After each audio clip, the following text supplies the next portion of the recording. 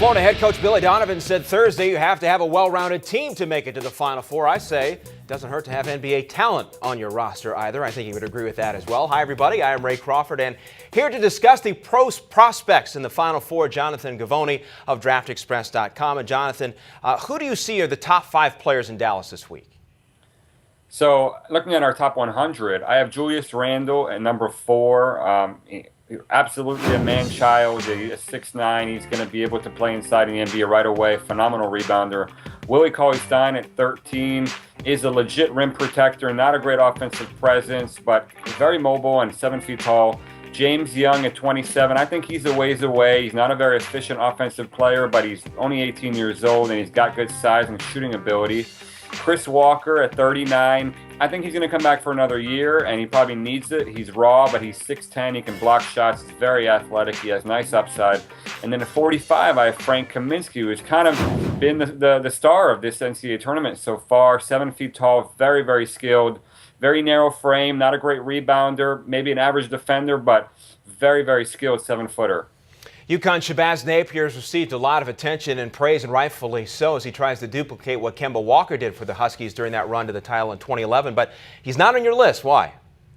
Well, I think he's a great college player. I don't want to take anything away from him, but there are some question marks as far as his NBA talent is concerned. He's a senior, so he's a little bit older than most of the guys that are going to get drafted in the first round. He's not a great athlete.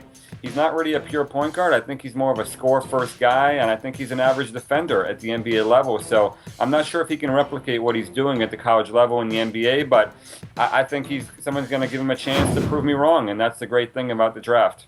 All right, Jonathan Givony of DraftExpress.com, thanks very much for the insight. Thank you. Back here in the studio, Drew Nicholas is here. Do you agree or disagree with Jonathan's assessment of Napier? I actually have to disagree. You know, when I look at Shabazz Napier, he looks almost identical to Trey Burke in my mind. And Trey Burke, as we all know, was a lottery pick last year. And if I'm a team later in the first round, like Charlotte, Utah, or even San Antonio, and I'm looking for solid backcourt help, I would look at a guy like Shabazz Napier. A year ago, Wisconsin's Frank Kaminsky was averaging 4.2 points a game in just 10 minutes. He had 28 and 11 in the win over Arizona. What a tremendous improvement he's had over the course of the last 12 months. You think he should take a hard look at turning pro this year? I think he has to, just for a couple of reasons. Number one, he's got NBA size, and that's something that all NBA teams love to draft on is size. He's a legit 7-foot player. And then the second thing that he does very well is he can shoot the basketball. He has a great NBA skill set of being a pick-and-pop center, kind of like Spencer Hawes when he was coming out of the University of Washington. And here's the other thing. I think when kids are coming out of school and they are deciding on coming back out of school and they decide to go back, a lot of times the evaluators, they nitpick their games and they say, well, this guy's not big enough, he's not strong enough. And I think that's something that they're going to do with Frank Kaminsky if he decides to go back. Don't want to leave money on the table, that's for sure. Strike while the iron is hot. All right, Drew, thanks very much. For complete coverage of the Final Four, including reports from Bonnie Bernstein and Jordan Cornette, check out the reports on CampusInsiders.com.